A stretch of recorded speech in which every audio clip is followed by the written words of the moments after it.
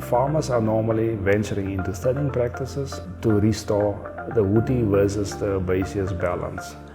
And in this way, there are some wood becoming available, which is in the form of wood biomass or bush feed or wood chips, which can be used in further value chains in the market, in the biomass industry.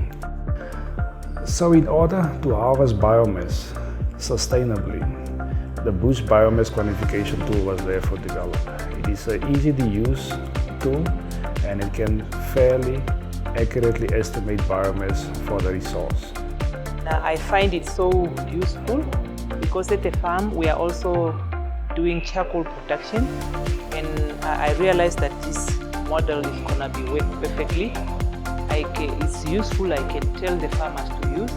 Very, very interesting. I'm a farmer myself, and it's always good to learn new techniques, new ideas, especially with this big issue that we have in Namibia, the big challenge of bush encroachment, and how to utilize bush to be able at the end of the day to make some profit out of that. This is very useful because the whole region like Omaheke is up to 40–50% encroached, and in many parts, especially communal areas, we don't have the answer to even go to an extent of addressing the issue.